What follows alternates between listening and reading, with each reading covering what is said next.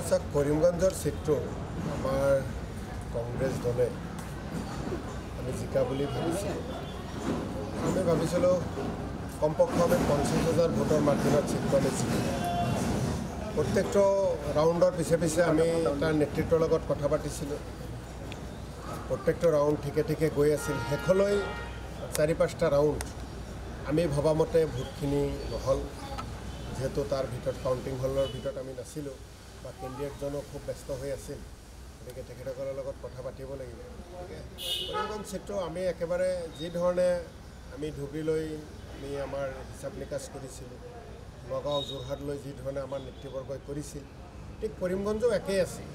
তো তাৰপিছতো সেই ৰিজাল্টটো কিয় আমাৰ পিছ পৰিব লগা হ'ল, তাক লৈ আমি নিশ্চিতভাৱে চিন্তিত।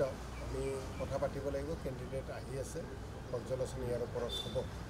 আৰু আপোনালোকে গোটেই ভাৰতবৰ্ষতে দেখিছে যে এক্সিট পোল ওলোৱাৰ পিছত আমাৰ নেতা ৰাহুল গান্ধী ডাঙৰীয়াৰ পৰা আৰম্ভ কৰি প্ৰদেশ কংগ্ৰেছৰ সভাপতি ভূপেন বৰা ডাঙৰীয়াই আৰু আমাৰ সকলো নেতৃবৰ্গই এই এক্সিট পোলক নস্যাৎ কৰিছিল।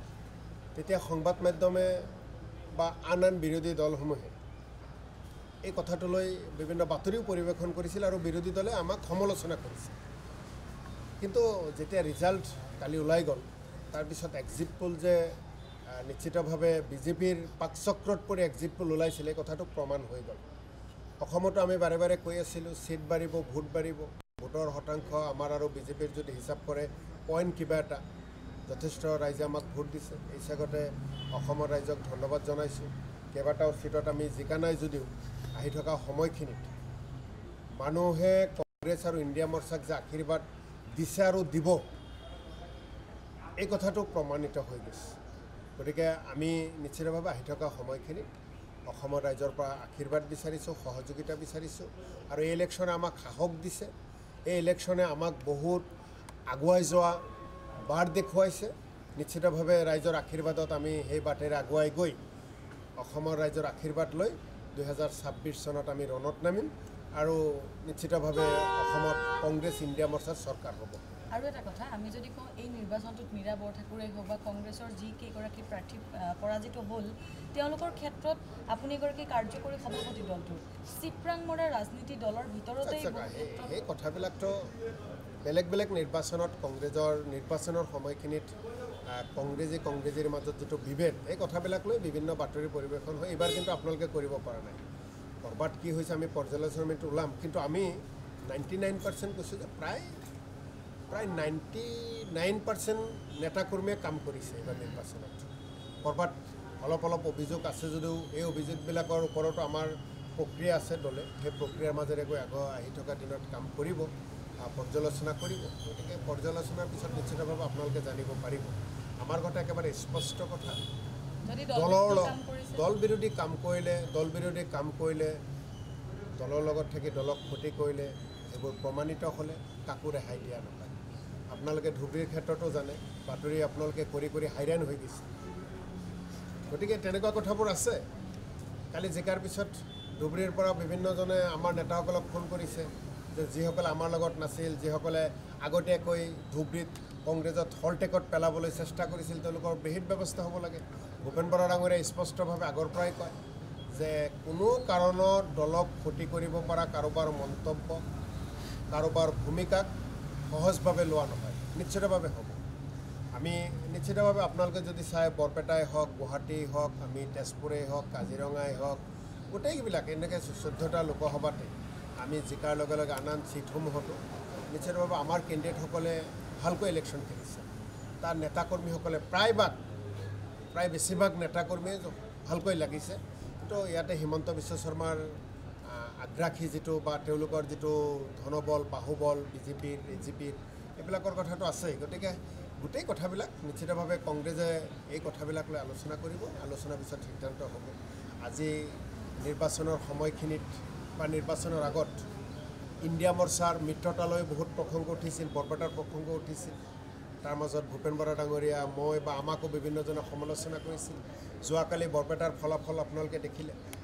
মনোৰঞ্জন তালুকদাৰ ডাঙৰীয়াই যিমান গৰ্বেৰে আৰু যিমান অহংকাৰেৰে যিবোৰ কথা কৈছিল যে ফলাফলৰ পিছত হ'ব, কংগ্ৰেছক ভোটে দিয়া নাছিল, আজি তেওঁৰ অৱস্থা কি। তেওঁ প্ৰতিনিধিত্ব কৰা সৰ্বক বিধানসভা সমষ্টিত আজি ৩ নম্বৰত আছে। বিধানসভাত যিমান ভোট পাইছে, এটা সমষ্টিত যিমান ভোট পাইছিল কংগ্ৰেছৰ সহযোগত এইবাৰ 10টা সমষ্টিত সেইখিনি ভোট পাইছে। গতিকে এই কথাবিলাক স্পষ্ট কৰি দিয়ে যে পূৰ্বতে কংগ্ৰেছক কৰা সমালোচনা, ইণ্ডিয়া মৰ্চা বা একত্ৰিত হ'লৈ যি সমালোচনা হৈছিল, আমি তেতিয়া আছিলোঁ, কাৰণ কংগ্ৰেছ দলে আনৰ সমালোচনাৰ পৰা আমি শিকিবলৈ চেষ্টা কৰোঁ। কিন্তু বৰপেটাৰ ক্ষেত্ৰত যে আমি ভুল নাছিলোঁ সেয়া প্ৰমাণিত বৰপেটাৰ ৰাইজে কৰি দিলে। আৰু এটা শেষ কথা, মৃণাল শইকীয়াই কালি এটা তেওঁ গৌৰৱ গগৈক তেওঁ শুভেচ্ছা দিলে আৰু মুখ্যমন্ত্ৰীয়ে কৈছে যে তেওঁ হয়তো কংগ্ৰেছলৈ যাব। এই গোটেই বিষয়টোত কি কয় মৃণাল শইকীয়াই? জয়ন্ত মল্ল বৰুৱাক খুব সমালোচনা চব এই কথাবিলাক হৈছে যে আজি আপোনাৰ জন্মদিন, আপুনি বিৰোধী মূল, আপোনাক মই জন্মদিনৰ শুভেচ্ছা দিব পাৰোঁ। আপুনি মোক নিৰ্বাচনত জিকিছোঁ, নিৰ্বাচনৰ হাৰা কেণ্ডিডেটজনেও যাৰ লগত প্ৰতিদ্বন্দ্বিতা হয় তেওঁ শুভেচ্ছা দিব পাৰে। গতিকে এই কথাবিলাক লৈ মই ভাবোঁ যে এই কথাবিলাক বাতৰি হ'ব নালাগে। এই কথাবিলাক লৈ নিজৰ নিজৰ মাজত বিতৰ্ক হ'ব নালাগে। গতিকে আমাৰ কথা হ'লতো আমি আগৰ পৰাই কৈ আছোঁ যে কংগ্ৰেছ দললৈ শাসক পক্ষৰ বিভিন্নজনৰ মন আছে আহিবলৈ। শাসক পক্ষৰ বিভিন্নজনে আমাৰ নেতাসকলৰ লগত বিভিন্ন সময়ত কথা বাৰ্তা পাতে সৌজন্যমূলকভাৱে। গতিকে নিশ্চিতভাৱে আহি থকা সময়খিনিত আপোনালোকে অপেক্ষা কৰক।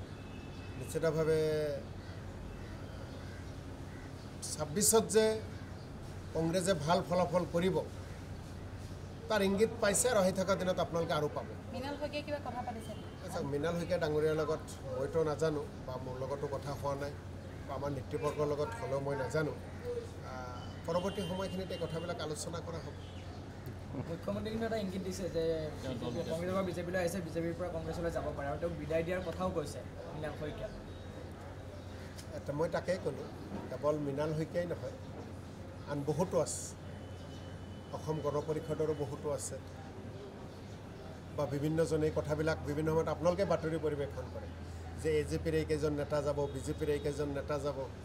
গতিকে এই কথাবিলাক মানে ক'ৰবাত মানে ধোঁৱা যেতিয়া ওলাইছে জুইটো ক'ৰবাত আছে। গতিকে অপেক্ষা কৰক কিছুদিনলৈ।